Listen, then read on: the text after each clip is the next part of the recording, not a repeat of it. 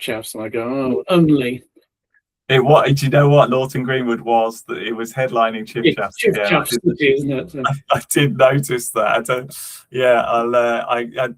What I've tried to do is I've tried to put all of the sites in the context of all the other sites. So it's not loads of Lawton Greenwood stuff, but hopefully there'll be some stuff of interest to you, Cool. Bruce. Okay, can you see that all right? Yeah, that's good. Perfect. Do that. Brilliant. So, without further ado, welcome, Chris, and welcome anyone who's listening to this recording at a later date, non-live, post-live, to our Bioacoustic Monitoring Our Birds and Bats Revealed. This is the second year of us doing this, which is great because it means we can have a look across the sites that have been involved for a couple of years, but also those people and places that have got involved in the scheme in its second year, which is really exciting because we had, and I want to start with a big thanks to everyone who has been involved actually, because there's been 12 sites who've taken bioacoustic boxes this year, and I think we had maybe 8 last year. So that's really great to just get more data from across the park and kind of get an idea of what's actually happening out there. So let's take a look at some of the results. First of all, just a reminder on the methodology. So all those people who are involved will be aware that little green boxes, you've either been putting them up yourselves or I've been putting them up for you, appeared for exactly a month, for 31 days, from the 15th of April to the 15th of May. And we will keep that consistency going year on year. And they're basically listening devices. They're recording on a regular basis. I think it's every 7 minutes they record 30 seconds worth of birdsong during the day, and then they switch at night to recording bat echolocations so that we can get a bit of an idea of what bird and bat diversity there is out there, and also just how much of it there is. Once we do the recordings, we collect the boxes after a month, we send them back to a company called Carbon Rewild, who basically we hire the boxes from.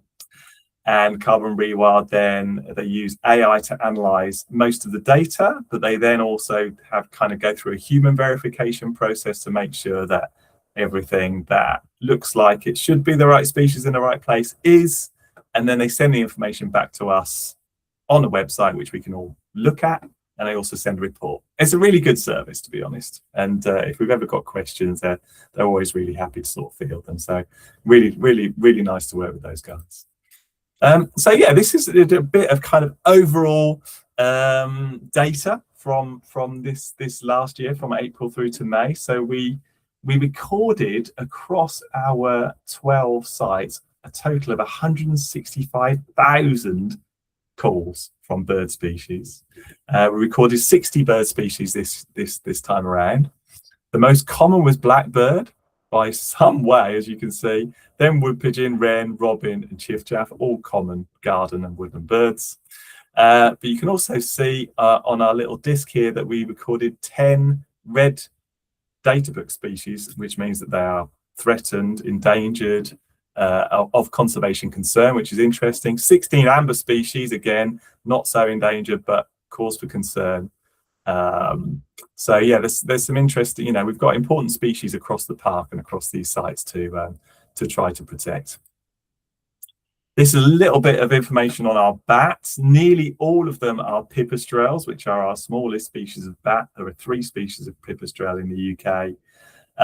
We picked up 2 of them this time around. So soprano pipistrelles at 2,500 plus recordings, not individuals, but actual recordings of echolocations, and 10,000 plus of common pipistrelle.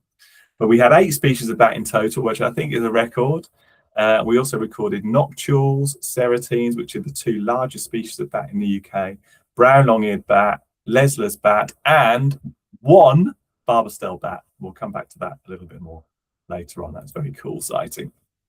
Here you can just see those species, and the third line down here, it just says Myotis. That includes a whole bunch of bat species which are hard to tell apart.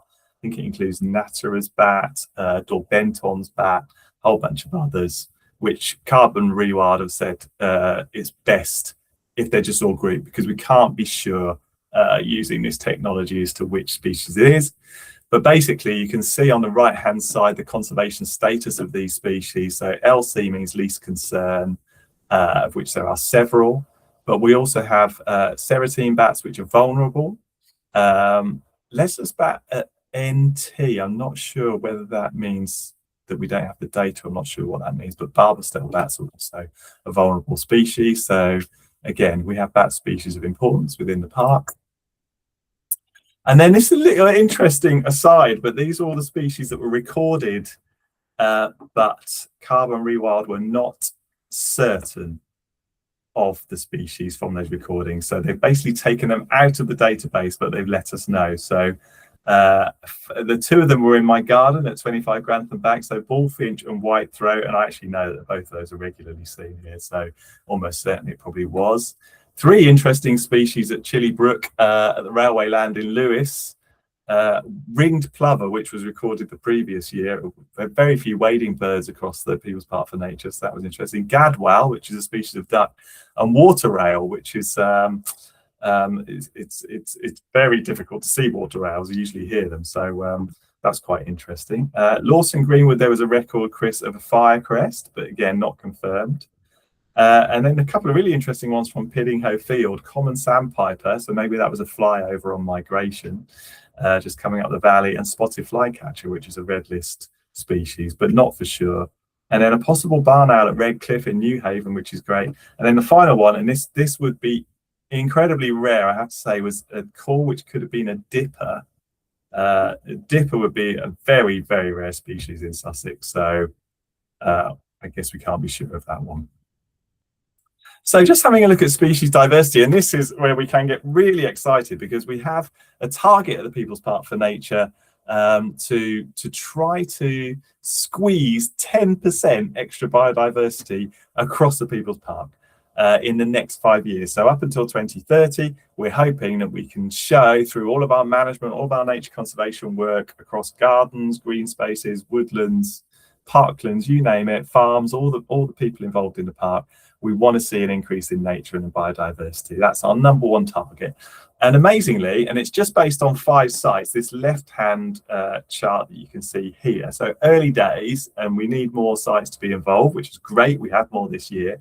But between 2025 and 2026, we actually saw a 7% increase in biodiversity of bats and birds, which is fantastic news. And you can see that of those sites between last year and this year, so the blue columns are 2025, the orange ones are 2026. So big increase, well, from 27 species up to about 33 species. Then if we look across the right-hand side here, you'll see sites which weren't recording last year, but were this. Now, Chris, just a note here for you, because we were recording using a bioacoustic box last year at Lawton Greenwood, but it was at a different site. If you remember, it was in the fenced off area where the regeneration's happening. And we moved this time to recording at the pond, where Pete the Pond's going to do his work. So therefore, we couldn't really compare those two sites directly, although they're both at Lawton Greenwood. That was going to be my question, but well done for stalling that one. Yeah. It's a shame in a way, but also it's really interesting to see, to look around different sites within Lawton Greenwood and see what's going on. So you can see here, we said that of those early 5 sites, there were between sort of 27 and 33 species. And actually of the new sites on the right-hand side, which is Lawton Greenwood, Redcliffe Garden in New Haven, Fieldhouse Garden in Rodmell, Furnace Brook, which is east of Hailsham, Robin Hill, which is at Berwick, Piddinghoe Field, and Foxwood Forestry, Foxwood Woods. That is similar biodiversity overall, in fact, ranging from kind of 24, 25 species through until 38 species, 37 species, which is a Robin Hill Garden in Berwick. Hats off, because that's an incredible thing for a garden. So it's got a beautiful wooded garden, but nevertheless, it's absolutely smashed all the other sites bird biodiversity. So hats off to Alistair and his work over there. But lovely to see. And then this was a wonderful surprise for all of us. So this is looking at the number of vocalizations. So not the number of species, but just the number of times a bird sang or a bird called or a bat echolocated and the monitors picked up. And again, it's just across these 5 sites, which is the Heart of Reeds in Lewes, the Secret Campsite in Barkham, Manor Cottage in West Dean, Grantham Bank Garden in Barkham, and Chilybrook in Lewes at the Railway Land. But you can see a massive increase in, we can't call it abundance, but I'm going to call it abundance for the sake of today's webinar, in the number of vocalizations between 2025 and 2026, particularly in the Heart of Reeds. I mean, at the Railway Land in Lewes, I mean, this is incredible. It's almost double the number of vocalizations, and I must have a chat with Helen about that, because I know they did some management work in the reed bed there. I think they took out some of the scrub, removed some of the scrub, which was kind of encroaching on the reeds. Has that led to this massive increase in abundance? Possibly. It would be good to find out more. But because we're trying to do something in Lawton, so it'd be brilliant if it has the same result. But I walk through there. I'm lucky enough to be able to walk through there with the dog. Everyone is fantastic. Heart of Reeds is fantastic, isn't it? It's so good, isn't it? It's a really, really great site for biodiversity too. So, but you can see that although it's variable across all of these sites, we see an increase in abundance. So what we can say, and it's just 1 year, but we can say so far across the sites where we're monitoring, we're seeing an increase in biodiversity and we're seeing an increase in the number of vocalizations, which is possibly an increase in abundance. So this is really fantastic news. It's really hopeful and optimistic, and we just need to keep working on that management and trying to increase biodiversity and help nature along across these sites. Just a few things just of interest to kind of pick up in the graphics. You can also, and anyone who's used the bioacoustic boxes can access this information on any of the sites online. But this is the nightingale, the number of nightingale calls, or at the Secret Campsite in Barkham from mid-April through to mid-May. And I just thought it was quite interesting because you can see that things are pretty quiet at the beginning, although there are birds here pretty much from mid-April, but then they really start to pick up as we get to about the sort of 25th of April and into May. But what's really interesting to me is just how bouncy the number of singing birds is, basically, or the number of songs or calls that are being recorded here. So there are peaks and troughs all of the time, literally one day from the next. You know, a lot of you have 30 recordings and then it drops right down to probably 3, and then 2, and then back up to 30, down, up, you know, and it's kind of peaking in about the 8th of May, the end of the first week of May, which you would expect, because what happens is that nightingale females and males start to pair off as the season goes on, so there are less birds singing. But it just goes to show how variable it is from one night to the next. And then this, just because it's a nice thing to show, this is the number of recordings of calls of barn swallows at the Piddinghoe Field site at PPN. And it was just really lovely, actually, to be honest, to see that not lots of recordings, swallows aren't the most vocal, but they're just around all of the time. And for many of our sites, unfortunately, swallows just aren't being picked up because we've seen such a big decline in our insect eating hirundine birds like swallows and house martins, but it's nice to see they're there. So yeah, moving on from that, as we did last year, we wanted to give out some prizes to some of the sort of standout things that were happening across the wonderful sites that people own or work with in community.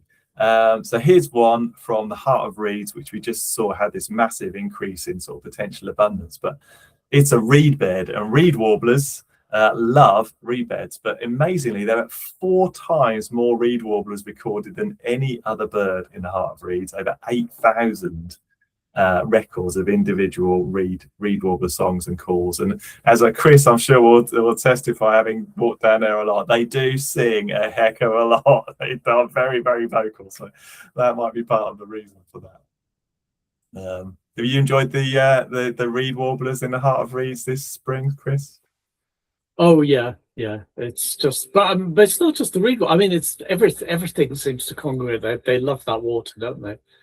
Yeah, yeah, they really, and it's a nice piece of reed bed. There's not many reed beds around actually in the Lower Ouse Valley, to be honest. I mean, as you go further south, there are more, aren't there, in some of the dikes and ditches. But from there, Yeah, I was going to say as you go ahead towards New Haven, there's a lot of in the low-lying wet areas there, but not generally elsewhere, is it? no, no. So that's lovely. I think this was our rarest, if we discount the dipper, which is unconfirmed. This is definitely our rarest encounter. So hats off to the secret campsite in Barkham. They had a record of a barbastell bat, which is an extremely rare bat. It's actually also very, very difficult to record. It has a very large range. It's a tree breeding bat. It tends to navigate over a large area, I think up to 15 kilometers distance in a night. So and quite hard to pick up with the technology. So amazing that there was a barbastell bat there. One definitely to try and send to that conservation trust and see if we can pick up more. That's a special sighting. Yeah, Manor Cottage down in West Dean, barn owls, fantastic. We had barn owls across 5 or 6 of our sites in April and May, which I think is so encouraging, actually. Wonderful birds and often hard to see. And this is where the listening gear can be really, really helpful, but great to know they're around. Chilly Brook, which is a pasture field at the railway land in Lewes, picked up lots of oyster catcher recordings this spring. It's been one pair of breeding oyster catchers in Lewes for some years now. Pretty sure they nest on a rooftop somewhere. You may know where, Chris. I've never been able to suss it out, but you sometimes just see them feeding on a roundabout occasionally or making a load of noise going up and down the river. But we're very lucky to have them. So they've obviously been using that area, which is really nice. Plus bullfinches and rebuntings there, which is unusual for our sites. Lawton Greenwood had lots of interesting records at the pond site, but one of the most unusual was siskin, which I think was recorded around 40% of days. Maybe not unusual for Lawton Greenwood, but unusual for all of our other sites. So to have breeding siskins there is really good. And they're a bird that requires coniferous woodland, so they like pine and spruce. I know the management plan is to take away a lot of that non-native. It'll always be there. There'll be sufficient in numbers to support them and the chiffchaffs and the crossbills and whatnot. That it won't disappear. But that's great. That's good to hear, because it does create a type of habitat and a level of diversity that it wouldn't exist if we didn't have those conifers and coal tits and things like that as well. I do love them. This is a garden, Redcliffe in New Haven, and it had really good numbers of greenfinch, which is a red listed species. It's declined really badly over the last 10 years. Unfortunately, it suffered from a disease linked to bird feeders, which really knocked the population back. So congratulations to Redcliffe for its greenfinches. This was a real surprise. Field House in Rodmell. It recorded missel thrush, which is another red listed species, but amazingly, it was actually the most commonly recorded bird in that garden with 3,500 recordings. So that is really special.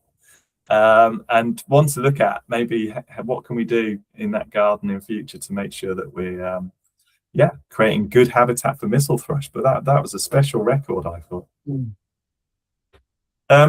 Robin Hill in Berwick, not only did they have the highest sort of bird and bat diversity, I think it recorded 5 or 6 species of bats. So it's a lovely wooded site. It's also near to reservoir, so lots of potential great habitat for bats there. Really important site for our small mammal friends.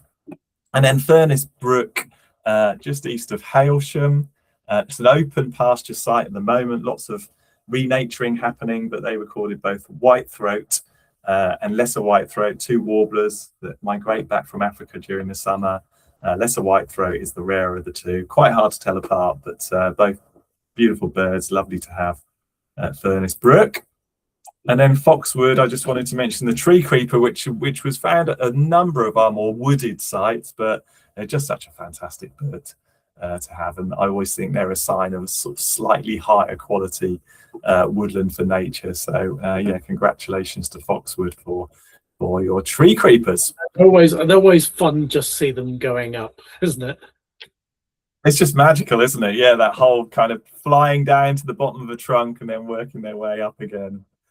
Yeah, and I've never seen it myself, but I would love to see that. You know, they have these sort of wintering creches where they find a hole in a tree and you could have 20 or 30 birds. They keep each other warm in the wintertime, which is, yeah, lovely. I'd love to see that. So these are our red list species. So from a sort of habitat management perspective or nature conservation perspective, these are perhaps some of the species that we should pay most attention to. So they include missel thrush, nightingale, for which the Lower Ouse Valley and surrounds is probably still one of the best places in the whole of the UK for a species that's declined, you know, more than 95%, I think, over the last 50 years. Herring gull, which seems like an odd one. People think they're ubiquitous, but actually every species of gull in the UK is declining currently, and herring gulls have declined a lot. Cuckoos, which require lots of habitat, big areas of habitat. We're so lucky still to have them in parts of the Ouse Valley and surrounds. Greenfinch, skylark, house sparrow, starling, many of these were very common birds in the past and still are widespread, but their numbers are dropping, and that's the cause for concern. Spotted flycatcher, which was recorded at the Heart of Reed site, which is a really good record in the spring for a couple of days. And then swifts, of course, which are part of the pride and joy of Lewis and Newhaven, Seaford, some of our urban areas. So I thought it was worth maybe just kind of slightly cheating and using ChatGPT and asking the question of what kind of things could we do to manage, particularly for these red data species, these red listed species that are threatened. And so this just kind of three things that could kind of bounce back. One, and so these are things that hopefully we can do across our PPN network of sites, those that have got bioacoustic monitors, but all of the others as well. So as we kind of keep pushing forward to try and create more space for nature, more homes for nature, more biodiversity.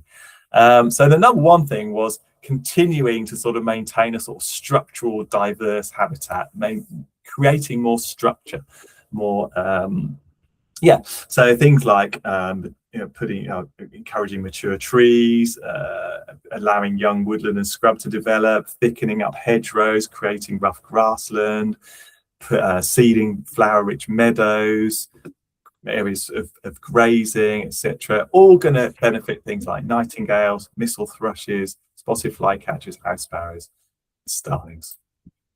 And the second thing was just restoring healthy insect populations, for which so many things depend. Obviously, we've got a massive insect decline happening across our countryside at the moment. So eliminating any insecticides where possible. Well, in a people's part of the nature, people are not using insecticides or herbicides. That's part of the sign-up requirements. Planting native wildflowers, leaving unmown margins in our gardens, creating ponds and damp areas, retaining or encouraging deadwood areas, allowing hedgerows to flower, and encouraging dung beetles through low intensity grazing. And all those things are really good for our insectivorous birds like swifts, spotted flycatchers, cuckoos, nightingales, and house sparrows.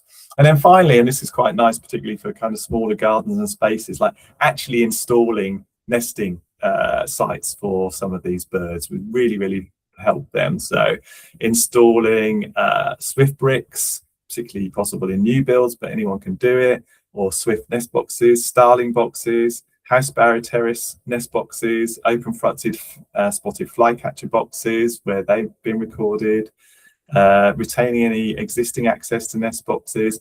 And again, this will benefit some of our more widespread but declining birds, things like swifts, starlings, house sparrows, spotted flycatchers, etc. And that's really the end of the talk.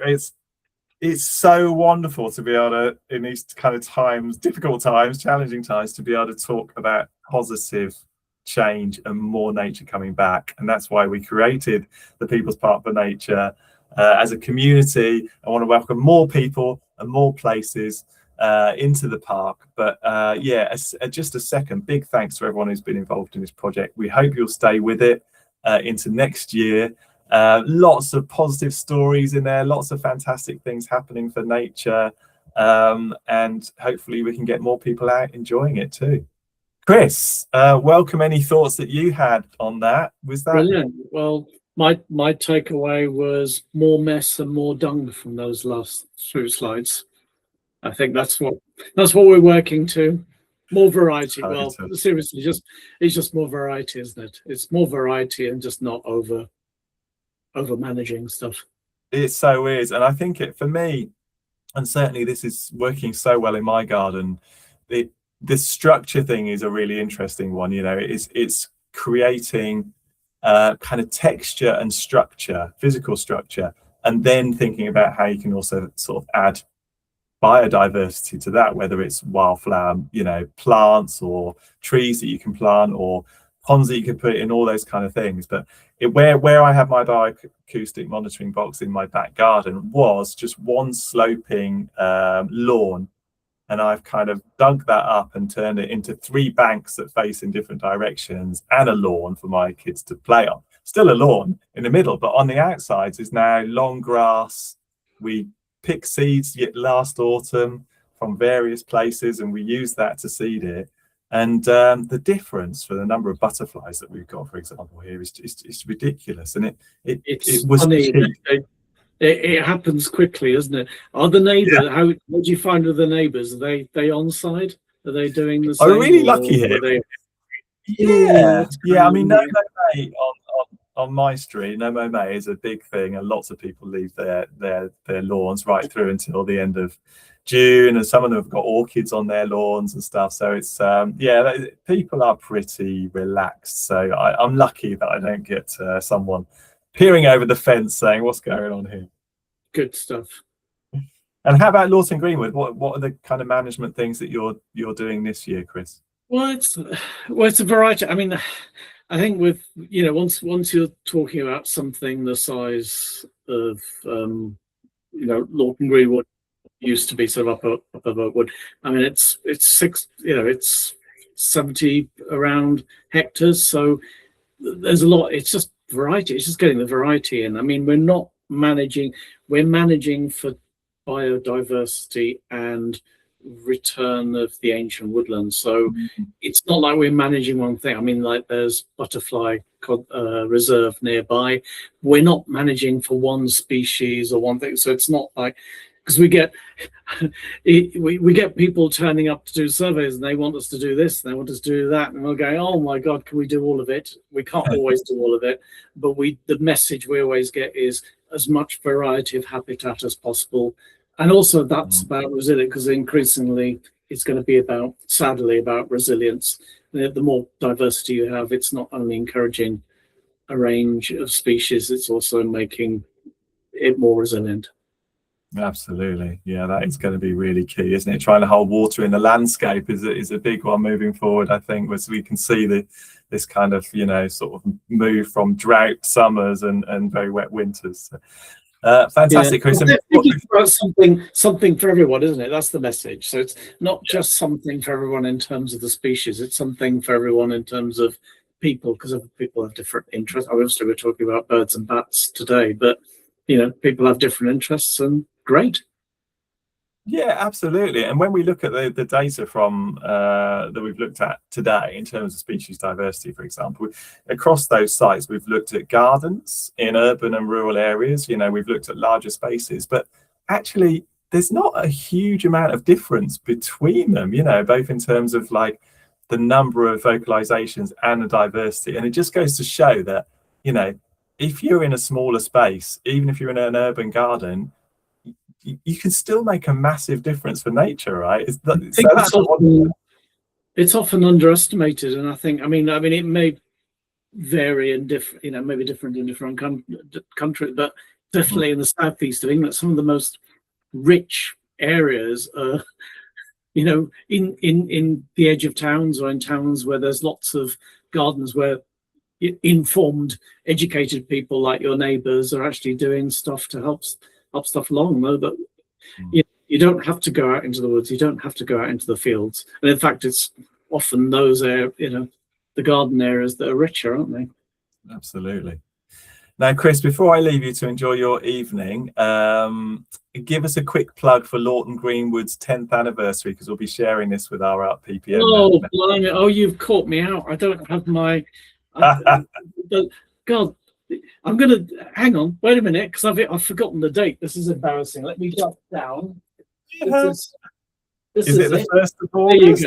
There you go. There it is. Oh, there we go. Fantastic. What's the date on there, Chris? And it's so it's on the 2nd of August, and it's the 10th anniversary, because it's 10 years now. People, I mean, not all of us are old timers, but certainly the wood as a community benefit society run wood. That's a community wood aiming to restore wildlife and bring it back to ancient wood states. It's been around the works, been going on now for 10 years. It'll probably take another 90 years to get it perfect, but we're well on our way, and those, things are increasing, and that's what we're doing. We're celebrating it with picnic and various events. But just have a look on our site or on our Facebook page for Lawton Greenwood, and come along. It's a lovely place, as are all the other places that we've been talking about today. Thank you, Chris, and I'm sorry I put you on the spot there. Thanks for joining us tonight, mate. It's good to see you. That was it. On the date, hadn't I? And thanks to everyone again for being part of this project and this program. I hope you enjoy this webinar, and we'll see you soon. Take care. Cheers, Chris. See you. See you, mate. Bye.